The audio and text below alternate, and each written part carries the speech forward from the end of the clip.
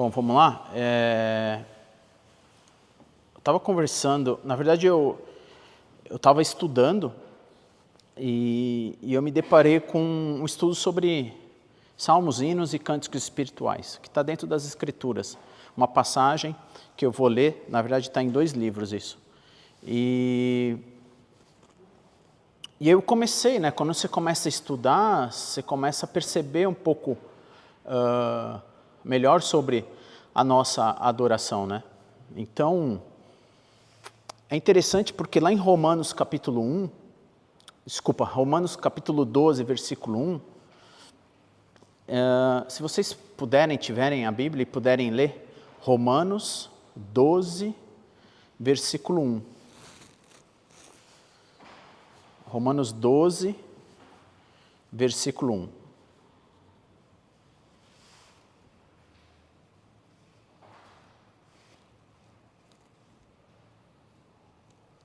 Alguém achou aí? Quem achou pode ler.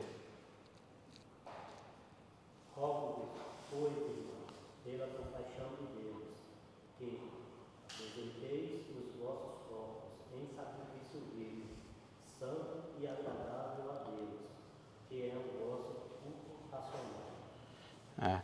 Na versículo da NVI fala: portanto, irmãos, peço pela misericórdia de Deus que ofereçam corpos de vocês como sacrifício vivo, santo e agradável a Deus. Este é o culto racional de vocês.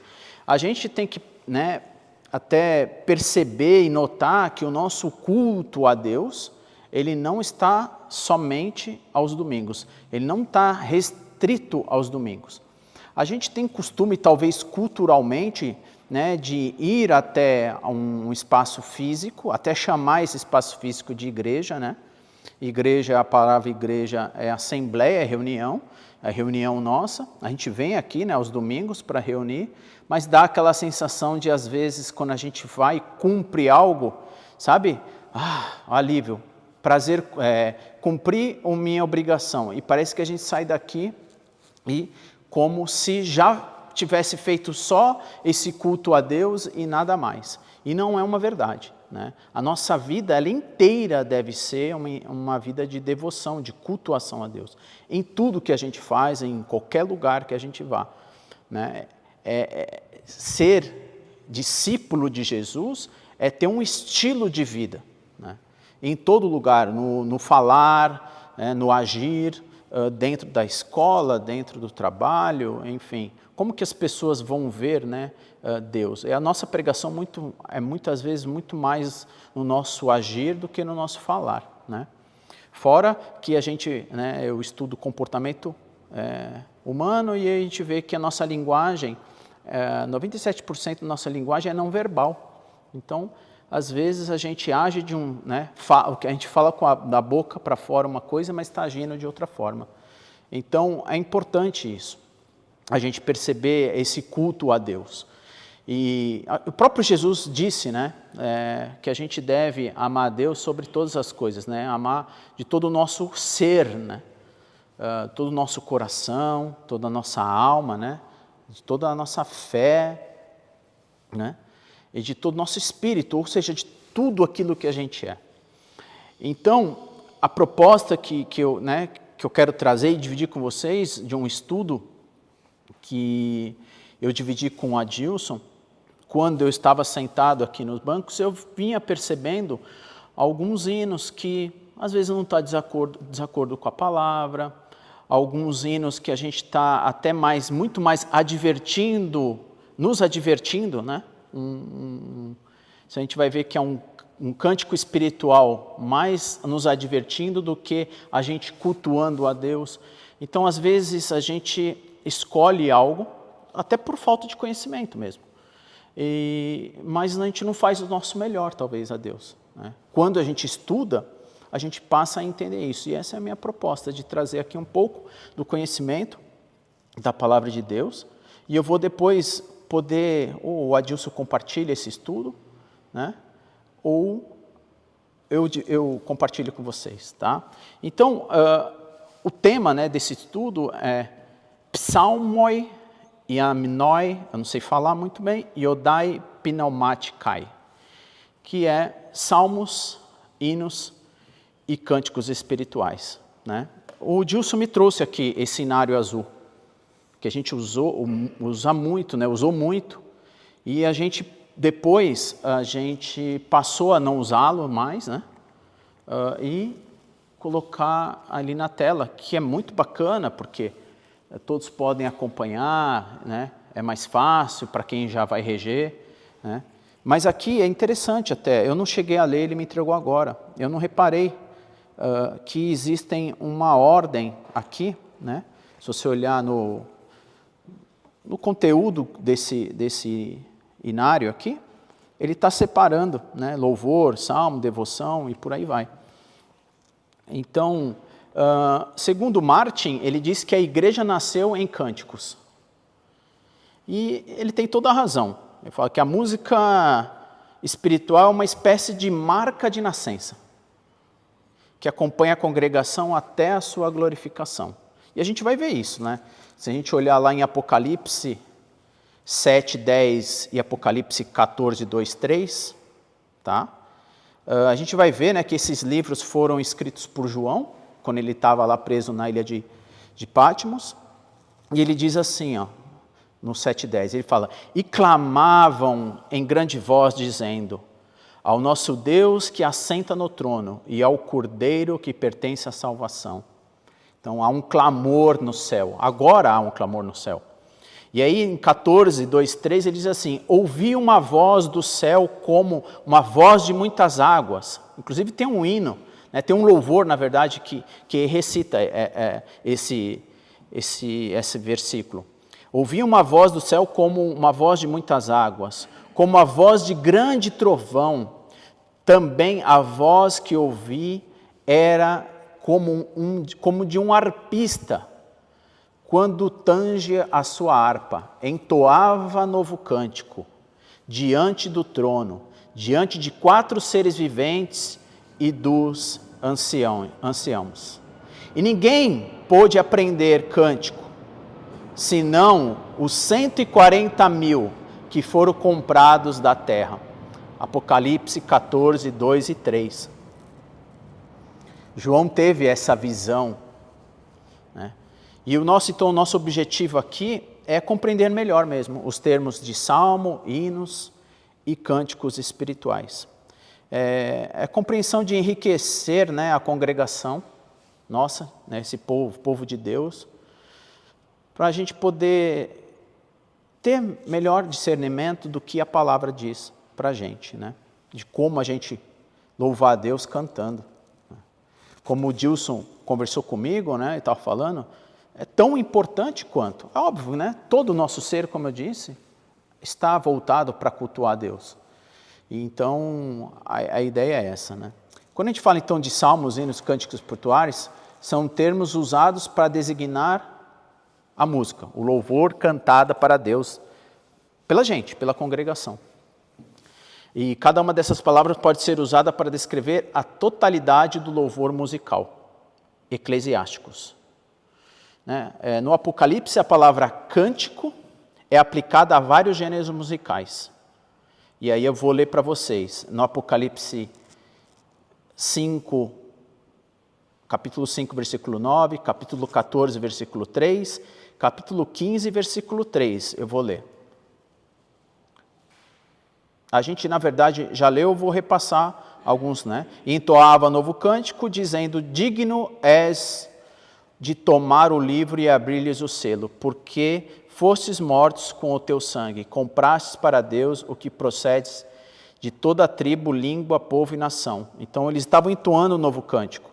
E no capítulo 14, versículo 3, diz assim, entoava novo cântico diante do trono, diante dos 4 seres viventes e dos anciãos.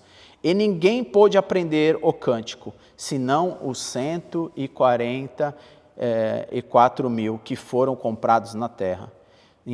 No capítulo 15, versículo 3, diz, entoavam o cântico de Moisés, servo de Deus, e o cântico do Cordeiro, dizendo, grandes e admiráveis são as tuas obras. Senhor Deus Todo-Poderoso, justo e verdadeiro são os teus caminhos, ó Rei das Nações. Marcos e Mateus, né, dizem que Jesus cantou um hino. Então a gente tem, nesses dois livros, a gente vê, né, os dois, no Evangelho, nos dois livros de Marcos e Mateus, ele diz que Jesus cantou quando ele serviu a ceia.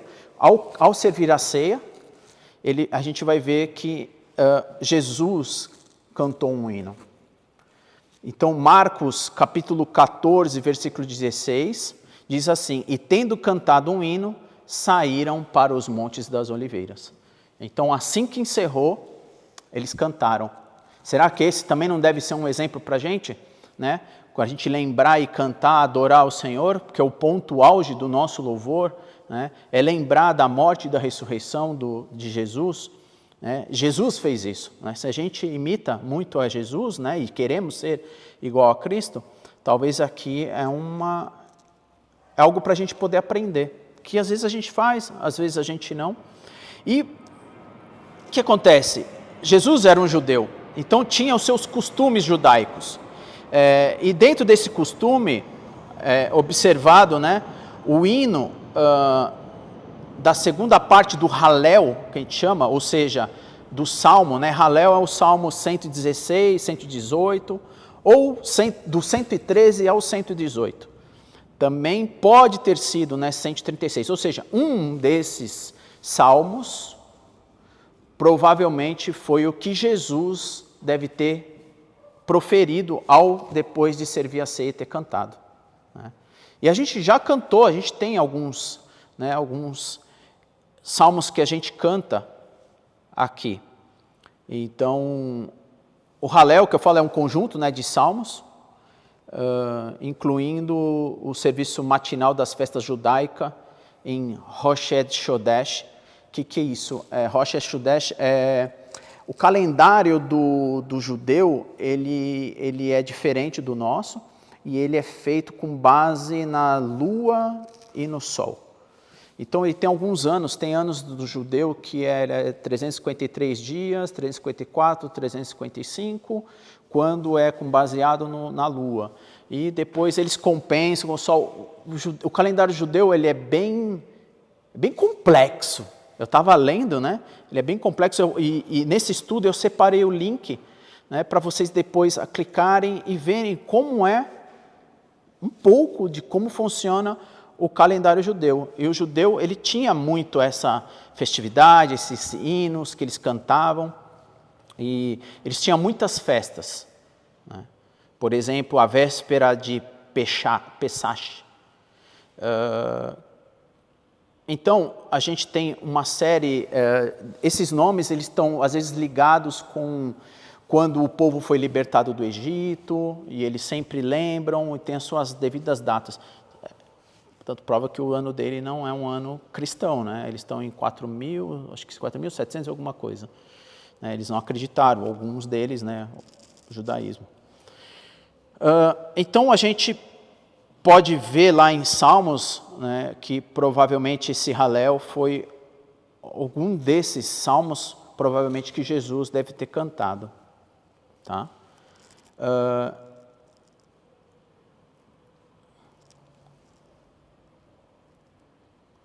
Bom, de qualquer forma, parece que o hino que cantado seria talvez uma fração do saltério, ou se a gente ver aqui, já os louvores que a gente vai ver em Atos 16, 25, quando Paulo e Silas estavam presos, eles estavam cantando um hino também. E bem provável que esse hino possa ser uma parte desses salmos. Né? Saltério, originalmente, ele pode ser ou um instrumento musical, né? Ou também um conjunto, o nome saltério é o conjunto dos 150 salmos da Bíblia. Tá? Eles usavam muito os salmos. Salmos, eles têm muito louvor a Deus, né? Se a gente lê o Salmo, por isso que a gente vê essa boa parte dos Salmos foi escrita por Davi. Né? E Davi, ele é considerado, né, um homem segundo Deus. E se a gente começa a ler, ele toca na nossa alma, né? E muitas vezes é uma oração tão profunda dele e tão verdadeira, e é uma forma tão bonita de expressar a nossa adoração ao Senhor, quando a gente lê alguns salmos e consegue proferir esses salmos, cantando do fundo da nossa alma. Então você vê o quanto Davi conseguia escrever e colocar para fora esse sentimento dessa relação que ele tinha a Deus. Quando a gente então lê alguns salmos, ele parece às vezes um refrigério para a nossa alma e uma relação muito gostosa quando a gente tem com Deus, né? E é bem provável que lá, por volta da meia-noite, Paulo e Silas oravam e cantavam louvores a Deus. E os demais companheiros da prisão escutavam, né? Isso está lá em Atos 16, 25. Muitos textos de termos são usados como sinônimo, né? Que querem indicar que a música de louvor a Deus, ao cantar, confessamos o quê? A nossa fé, né? E lá em Romanos 15, 9, diz assim: e para os gentios, glorifique a Deus por causa da sua misericórdia, como está escrito. Por isso eu te glorificarei entre os gentios e cantarei louvores ao teu nome. Então, é uma forma de a gente poder confessar a nossa fé, é a gente cantar, né? A gente proferir cantando ao Senhor, como a gente estava ouvindo agora, né? Um cântico, né? Um louvor ao Senhor tão bonito que o Adilson estava apresentando antes de a gente começar aqui a nossa aula. E também lá em Hebreus, capítulo 2, versículo 12, diz assim: a meus irmãos declarei o teu nome, cantar-te-ei louvores no meio da congregação. Como o Adilson disse, tão importante quanto uma pregação, importante quanto a oração, né? Esse louvor é uma ação paralela a tudo que a gente faz aqui, né? Quando a gente está se reunindo, e também nas nossas casas, ou nos seus carros, né? Quando a gente está ouvindo, e a gente está ouvindo e está cantando, né? Com a nossa alma, o nosso espírito. Em 1 Coríntios diz assim, né? Em capítulo 14, versículo 15: o que farei? Orarei com o espírito, mas também orarei com a mente, né? Então a gente deve orar com o espírito e com a mente, mas ele diz assim também: cantarei com o espírito, mas cantarei com a mente.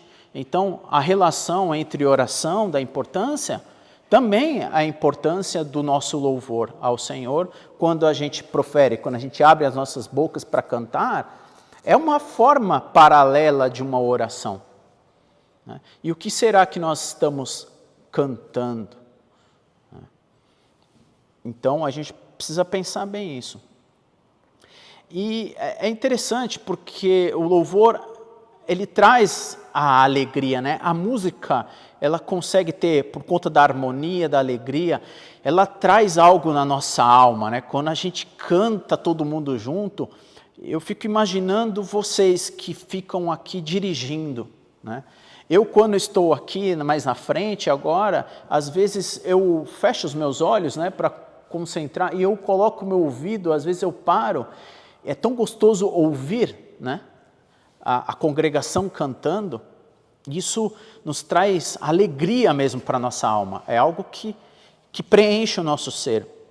E Tiago 5,13, ele diz assim: se alguém está sofrendo, o que a gente faz? Faça uma oração. Mas se a gente está alegre, cante louvores, né? Então, cantar louvor é uma forma de alegria. A gente tem muito mais motivos de estarmos alegres do que estarmos tristes, né? Jesus veio para nos dar vida em abundância, vida em alegria. Nós temos inúmeros mais motivos. A gente não é mais condenado, né? Ninguém mais pode condenar a gente para aqueles que estão em Cristo. A gente tem a vida eterna, Jesus venceu a morte para a gente viver a vida. Tantas outras coisas. Às vezes a gente fica angustiado, sim, né? A gente fica aflito, porque Jesus falou isso. mas a gente tem motivos para ficar alegre. E quando nós estamos alegres, o que nós devemos fazer, segundo Tiago? Cante louvores, né? É uma forma. E eu tenho praticado isso dentro de casa. É gostoso o ambiente estar, né, com louvor. Isso traz alegria para a nossa alma. E a música, né, de louvor, ela edifica todos nós. 1 Coríntios capítulo 14, versículo 26, diz assim: o que faremos, pois, irmãos? Quando vos reunir, um tem salmo, outro tem doutrina, este traz revelação, aquele outra língua, e ainda outra interpretação. Seja tudo feito para edificar. Então, como nós ouvimos, o salmo, né, o louvor, ele edifica a igreja. No culto público, instruindo e aconselhando. Efésios 5,19 diz assim: falando entre vós com salmos, entoando e louvando de coração ao Senhor com hinos e cânticos espirituais. Que é o tema, né, um pouco, né, do que eu quero falar sobre hoje. Eu já venho falando da importância. E lá em em Colossenses 3,16, ele vai dizer exatamente as mesmas coisas com uma outra forma, né? Ele fala: habite ricamente em vós a palavra de Cristo, instruindo-vos e aconselhando-vos mutuamente, em toda a sabedoria, louvando a Deus com salmos e hinos e cânticos espirituais, com gratidão em vosso coração. Ou seja, uma das formas de a gente cultuar, louvar ao Senhor, é a gente entregando, né, a gente cantando, a gente abrindo as nossas bocas para poder entoar o Senhor com salmos, hinos e cânticos espirituais. O ministério, então, né, da música faz parte do ministério da Palavra de Deus. Por isso que é necessário a gente pensar nas letras e na atitude, né, que a gente vai ter. Em 1 Coríntios 14, 15 diz assim: o que farei, pois? Orarei com o Espírito, mas também orarei com a mente, cantarei com o Espírito, mas cantarei com a mente. Então, a gente não deve fazer de qualquer jeito, né? É para o Senhor. É para o Senhor. E não só o momento do louvor, mas a todo momento. A gente não deve apenas chegar e separar algo e colocar para a gente poder, dentro de uma reunião, cantar. A gente deve estudar, a gente deve colocar os louvores de forma apropriada, nos momentos apropriados, né? A gente tem esse costume muitas vezes de fazer, mas às vezes não. Às vezes passa despercebido. Então, é tão importante quanto a oração, a pregação, a gente ter essa consciência das letras, inclusive. E a gente precisa nos advertir que tem algumas letras que não estão de acordo com as palavras, né? Algumas coisas que a gente deve rever, refazer ou até mesmo tirar, né? Graças a Deus a gente tem muita opção, né? A gente tem muitas opções de letras que estão dentro das Escrituras, os próprios salmos, né? Entre outras que a gente canta. Lembrando, né, que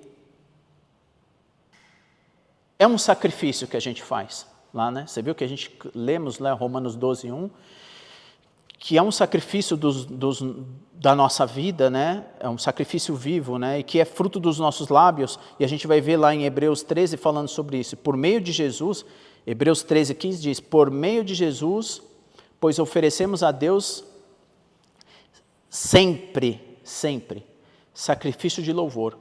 Que é o que o sacrifício de louvor? Segundo o que o escritor de Hebreus diz, que é fruto dos lábios que confessam o seu nome. Eu acho que assim, todas as passagens que a gente leu, a gente vê a importância que é o louvor, a importância que é esse ministério, né, que a gente tem. Então, esses três termos, né, que estão nas Escrituras, salmos, hinos e cânticos espirituais, a gente pode dizer que eles são sinônimos, né? São quase palavras iguais. Sinônimos são palavras iguais. Porque é uma forma de a gente, do todo o nosso ser, de cultuar o Senhor. Mas, porém, a gente pode descrever um pouco o que cada um significa, né? Para justamente a gente ter essa compreensão e conseguir fazer o nosso melhor cultuando a Deus, louvando a Deus, cantando, né? Então, se a gente pegar aqui, o que seria, por exemplo, um salmo, né? Ó, nesses versículos que eu vou citar aqui, por exemplo, se a gente pegar esses mesmos 3 termos, né? Salmos, hinos e cânticos espirituais, a gente tem algo bem semelhante quando Paulo diz sobre bispo, pastor, né, e presbítero. A gente sabe que é a mesma pessoa, porém existe um significado para cada tipo de palavra dessas, né? Então, o pastor, por exemplo, é uma função que um bispo e um presbítero têm, né? Então, a gente vai ver algo, o que vem a ser salmo, hinos e cânticos espirituais. Salmo seria o quê? A herança musical que a congregação herdou, tá? Lá em Israel. A congregação cantava e recitava os salmos nas reuniões de louvor. Uma das razões, né, do fato do livro de Salmos, juntamente com Isaías, ser o livro de veterotestamentário, que são os primeiros livros do Novo Testamento, que é mais citado e aludido no Novo Testamento, deve ser o fato que o primeiro inário da congregação, né, foi o quê? O livro de Salmo. Esse livro provavelmente é o primeiro que esses irmãos, né, tinham. Lembrando, né, quando Jesus veio e começou o seu ministério, ele estava vivendo sobre a lei, né? Por isso que ele canta os hinos, os salmos e tudo mais. Então, esse provavelmente era o inário, que o judeu tinha, né, do primeiro século. E as características da palavra de Deus, ao mesmo tempo, né, a oração dos homens fez os salmos o inário ideal, vamos dizer para eles, né? O que seria hinos, né? Seria músicas compostas por cristãos em louvor a Deus. Hinos são sempre louvor. Seu padrão poderia aproximar-se dos salmos, ou não, mas as características distintivas seria o fato de composição humana, e não os textos do Velho Testamento. Então, a gente vai ler aqui algumas passagens, mas só para a gente entender, né? Os salmos, a gente vai ver muita devoção ao Senhor. Os hinos é algo escrito por homens que também tem uma devoção ao Senhor. E cânticos espirituais, a gente vai ver, só para poder já exemplificar aqui, a gente vai ver que muitos louvores que a gente nos adverte. Chame para uma advertência nossa. Por exemplo, quando a gente vai fazer um apelo para o batismo, ou um apelo para Jesus, é um cântico espiritual que faz a gente repensar sobre o nosso compromisso, por exemplo, da nossa entrega ao Senhor. E a gente vai entender um pouco melhor isso. Lá em 1 Timóteo 3,16 diz assim: evidentemente, grande é o mistério da piedade. Aquele que foi manifestado na carne foi justificado em espírito, contemplando por anjos, pregando entre os gentios, crido no mundo, recebido na glória. Então, trechos assim são hinos. Por exemplo, em Filipenses 2, de 6 a 11, pois ele, subsistindo em forma de Deus, não julgou como usurpação a ser igual a Deus. Antes, a si mesmo se esvaziou, assumindo forma de servo, tornando-se em semelhança de homens, e reconhecido em figura humana, a si mesmo se humilhou, tornando-se obediente até a morte, e morte de cruz. pelo que também Deus o exaltou sobremaneira, lhe deu um nome que está acima de todo nome, para que o nome de Jesus se dobre todo joelho, e nos céus e na terra e debaixo da terra. Toda língua confesse que Jesus Cristo é o Senhor, para a glória. Um outro exemplo de um hino. Este é a imagem do Deus invisível, o primogênito de toda a criação, pois nele foram criadas todas as coisas, e nos céus e sobre a terra, as visíveis e as invisíveis, sejam tronos, sejam soberanias, quer principados, quer potestades, tudo que foi criado por meio dele e para ele, e ele é antes de todas as coisas, nele tudo subsiste. Ele é o cabeça de todo o corpo da igreja, ele é o princípio, ele é o primogênito dentre os mortos, e para em todas as coisas ter a primazia, porque aprove a Deus que nele reside toda a plenitude, e que havendo feito paz pelo sangue da cruz, por meio dele reconciliasse consigo mesmo todas as coisas, quer sobre a terra e sobre os céus. O livro de Colossenses fala muito da grandeza do Senhor Jesus, que o próprio Jesus é Deus. A dificuldade que talvez muitos judeus não se converteram a Jesus, e muitos deles, Paulo, em várias cartas adverte a importância de eles entenderem quem era Jesus, de eles não se desviarem quem era Jesus. E é interessante que eles estavam vivendo sobre a lei do Velho Testamento, e a gente estuda que todo o Velho Testamento aponta para Jesus, né? Mas, na verdade, eu estava estudando essa semana, que isso não é uma verdade. A verdade é que Jesus, ele consegue apontar todo o Velho Testamento. Eu estava estudando essa semana o livro de Hebreus, né? Lá na Ebenezer, com o Álvaro, e ele fala que é incrível, que quando a gente estuda a vida de Jesus, a gente está estudando o livro de Hebreus, tudo a gente consegue só compreender o Velho Testamento por causa de Jesus. Ele é o resumo de tudo, de toda a nossa vida está em Cristo. E quanto mais a gente estuda a Bíblia, mais a gente estuda, a gente vai ver que todo o fundamento da nossa vida está em Jesus. Aquele homem simples, né, que se fez pobre para a gente se tornar rico, que o próprio Deus encarnado no corpo, né, de um ser humano, para nos mostrar, né, que a gente é capaz, para ele viver a morte, para que a gente tivesse vida. Tudo está em Cristo Jesus, tudo está concentrado nele. Ele é a revelação de toda a glória de Deus, de toda a glória de Deus, né? E quando a gente se depara com esses versículos aqui que eu li, eles não estavam, né, enxergando. Olha o privilégio que a gente tem. Hoje a gente tem o privilégio de ter os hinos, que ele era o próprio Deus. Hoje a gente tem como glorificar a Deus. É muito interessante quando a gente tem essa compreensão, né, que o véu se rasgou. O acesso a Deus era para poucos, era para representantes, era para o sumo sacerdote. Quando a gente começa a compreender quem é Jesus na sua plenitude, é muito bonito, porque a gente consegue acessar a Deus diretamente através dele, né? E fala que o véu se rasgou. A gente acessa o Senhor em nome de Jesus. A gente precisa entender isso, essa compreensão, porque é tão gostoso quando a gente ora em nome de Jesus, a gente consegue acessar direto ao Pai.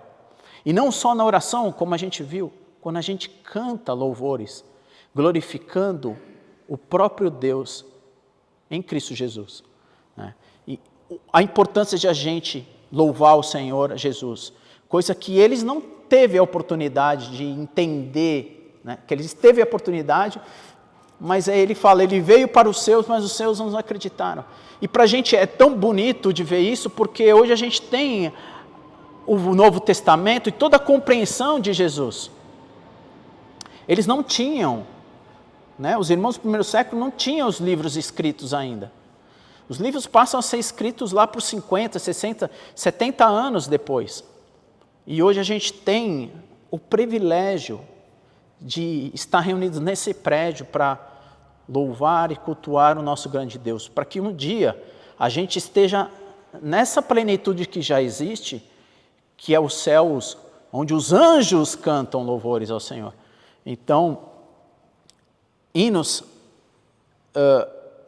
a gente consegue compreender que hinos são escritos por homens, mas com o mesmo intuito de louvar e cultuar ao nosso Deus, nosso Senhor Jesus. E cânticos espirituais também são composições humanas, ou seja, não vêm do Velho Testamento, porém, enquanto hinos, a maior parte dos salmos são músicas, como eu disse, dirigidas diretamente a Deus. E cânticos espirituais dirigem quem? Aos homens, ou seja, a congregação.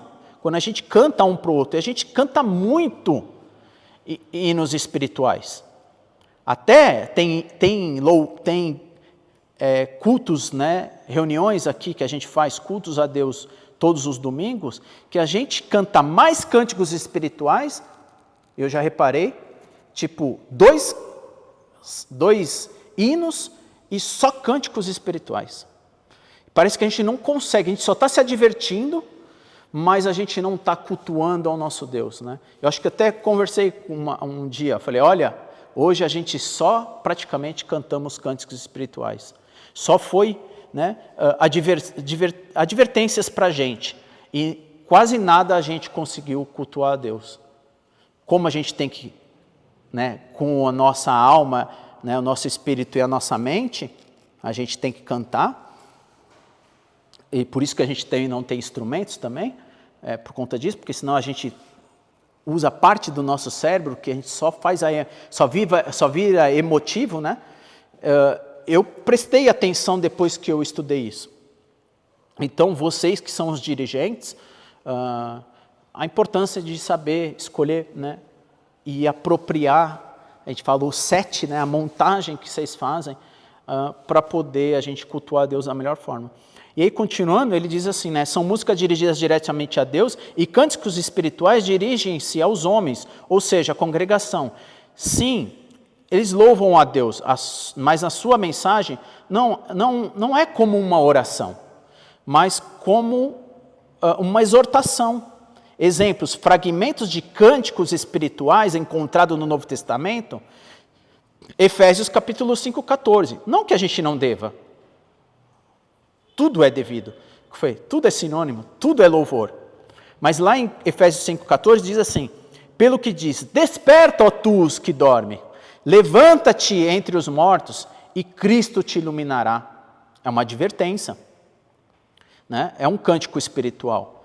O que deveria ser um cântico de incentivo no momento do batismo, por exemplo, esse, né? A vinda santa depois do mesmo. Segundo Timóteo 2,11, até 13, também é um cântico espiritual. Fiel é esta palavra, se já morremos com ele, também viveremos com ele. Se perseverarmos também com ele, reinaremos. Se o negamos por ele, por sua vez, nós negará, e somos infiéis, e ele permanece fiel, pois de maneira nenhuma pode negar-se a si mesmo. Ou seja, uma advertência, né, para a gente. O que incentiva a fidelidade durante a perseguição, né? A gente vai ser perseguido, o que vai a gente manter fiel a Ele? É quando a gente louva o Senhor com esses cânticos espirituais. E como eu disse, né, para chegar na nossa conclusão, essas três formas de classificar salmos, hinos e cânticos espirituais que nós, né, descrevemos, não é algo absoluto aqui, tá? Não é feita uma distinção nos escritos cristãos, como nós vimos, né? Como eu disse, tudo é sinônimo, de certa forma é igual, né? É louvor, né? Mas a divisão acima tem grande probabilidade de ser o mais próximo dos termos originais aqui. E aí, para concluir, né, as diferenças de formas em funções das músicas da congregação primitiva com a atual, né, congregação no presente, eu queria recitar aqui o que seria positivo nós buscarmos os três tipos de música, presente na nossa adoração a Deus. Então, salmos, músicas tiradas dos textos bíblicos, né? Como, né, a gente já sabe que é tirado dos livros de Salmo. Hinos, músicas compostas por cristão para louvor à divindade. E cânticos espirituais, música dirigida aos homens com mensagem de edificação ou evangelização. Item 2, procuremos adequar o tipo de música com o propósito da reunião a se realizar, né? Como princípio geral, um culto de adoração deve ter mais hinos e salmos e cânticos, mais hinos e salmos do que cânticos. Já uma reunião de edificação, né, ou algo evangelístico, às vezes dentro da casa, deve ter mais cânticos espirituais. Isso não é uma regra, tá? Como disse, esse estudo é uma apenas sugestão, para aproveitar todo o tipo de recurso espiritual que a gente tem, e mais adequado. E o louvor de cantar a Deus, né, o louvor de cantar nos textos bíblicos precisa ser reconhecido e explorado. É mais fácil decorar, isso é muito bom, é mais fácil decorar uma música do que 5 versículos na Bíblia. Então, quando a gente recita através dos cânticos passagens bíblicas, é muito mais fácil a gente ecoar e decorar isso dentro da gente, né? Não decorar como uma tabuada, mas aquilo que fica dentro marcado na nossa mente, né, na nossa alma, no espírito, é mais fácil por uma melodia e uma música do que a gente recitar a própria palavra. Diz isso muito exemplo quando a gente vê as nossas crianças, né? Por exemplo, recente aqui a gente tem o Felipe com seus filhos, provavelmente eles conseguem recitar muito a Bíblia através de cantando, né? Isso tanto para as crianças quanto para a gente adulto. Às vezes a gente está cantando uma recitação de uma passagem. Bom, para concluir era isso, né? Eu vou, como eu disse, compartilhar esse texto, tá? Os créditos eu dou para o Álvaro Pestana, que é de um livro que eu extraí dele, que eu recomendo, tá? Na verdade, ele é um dicionário, que as palavras, elas têm os seus significados e ele vai destrinchando várias palavras. É um dicionário, literalmente, das escrituras. E foi dali que eu, nos meus estudos, eu falei, gostaria muito de trazer, né, compartilhar. Espero que vocês possam aprofundar mais e entender mais sobre isso e que, de alguma forma, eu possa estar contribuindo, né, no dia de hoje, com esse pensamento, com a importância. E eu já agradeço, né, o tempo de vocês e saber que vocês, vocês, todos aqui, e alguns que não pôde estar aqui, que também vão, né, contribuir com esse ministério, traga, né, para dentro de vocês a importância, né, porque é para o louvor e a glória de Deus. E quando a gente canta, muda, né? A gente fala, a atmosfera muda e é muito bom a forma, quais as palavras que a gente saem da nossa boca, da nossa alma, né? E muitas vezes, infelizmente, a gente às vezes canta de forma automática e não deveria, né? A gente deveria procurar, vocês que estão ministrando, advertir a congregação e sempre que a gente possa, né, que nem vocês fazem, levantar, porque tem uma razão, né, pela qual vocês fazem isso. Então, todos esses gestos, pequenos gestos que vocês fazem, ou um comentário, isso vai sempre trazer à nossa mente a importância daquilo que a gente está cantando. Porque quantas vezes, talvez você e eu nos sentamos aí e só cantamos da boca para fora, né? E isso não é algo que vai agradar ao Senhor, né? Que nós possamos, então, meditar e pensar em tudo que a gente faz, tá bom? Vou encerrar, então, com uma oração. Santo Deus, Pai querido e amado, grande é o Senhor. Obrigado pela oportunidade de estar aqui, nessa tarde, nesse prédio, para poder entender um pouco mais da Tua vontade sobre as nossas vidas através deste ministério. Que nós possamos fazer o nosso melhor, Pai, para o Senhor, porque o Senhor é merecedor de toda a honra, de toda a glória e de todo o nosso louvor. Que nós possamos fazer o melhor ao Senhor, com salmos, recitando os salmos de Davi, recitando, Pai, os hinos e os cânticos espirituais, inspirado muitas vezes por irmãos que escrevem letras tão lindas que elevam a nossa alma, o nosso espírito ao Senhor, para que nós possamos ter uma relação cada vez mais íntima ao Senhor. Tudo isso nós devolvemos um pouco do muito que o Senhor fez e faz através de Jesus Cristo. Que nós possamos sentir o amor do Senhor para conosco, para nós fazermos o nosso melhor de todo o nosso ser, para que o Senhor se agrade de tudo que a gente faz. E em nome do Teu Filho Jesus, que eu oro e agradeço. Amém.